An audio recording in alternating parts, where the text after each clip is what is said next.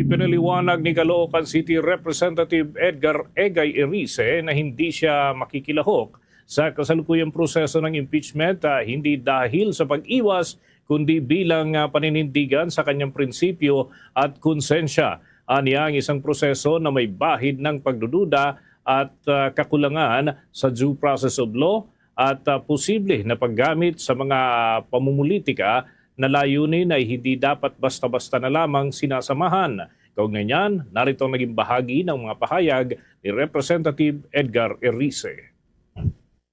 I cannot in conscience agree that this Congress has the moral ascendancy to claim that the impeachment process is genuinely in pursuit of our constitutional mandate to uphold accountability. Why? Number one, the process beginning the 19th Congress is already tainted.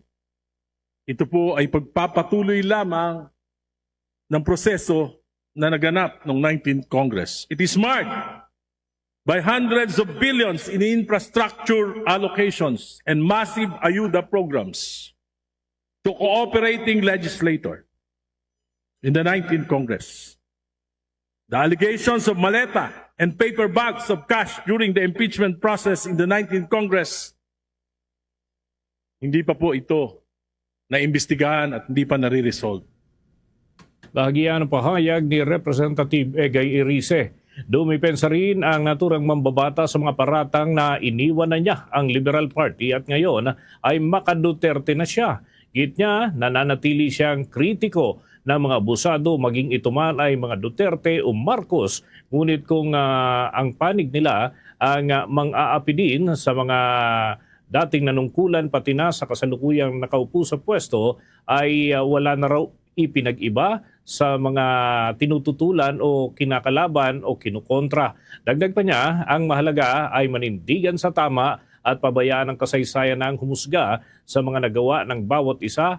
Para kay Erice, ang tunay na laban ay hindi nakasalalay sa politika kundi sa pananatili ng integridad at prinsipyo at yan ay sa gitna ng mga kontrobersiya.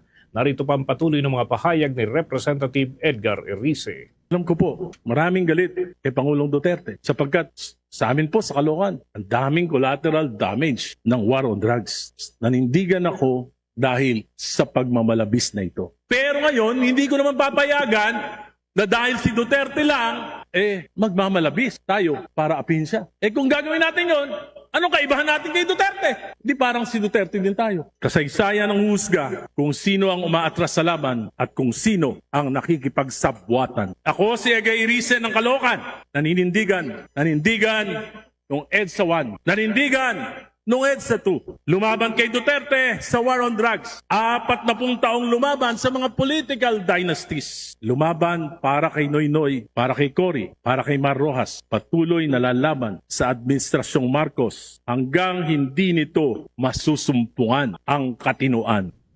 Bahagyan ng mga pahayag ni Representative Edgar Erice. Nag-ugat nga ang naturang emosyonal na talumpati dyan sa mababang kapulungan ng Kongreso matapos na batikusin ito sa kanyang stand dahil ang kanyang mga kasamahan sa Liberal Party ang mga pangunahing nagsusulong ng impeachment laban kay Vice President Sara Duterte, ngunit siya na isa sa mga opisyal ang kumontra sa naturang paninindigan.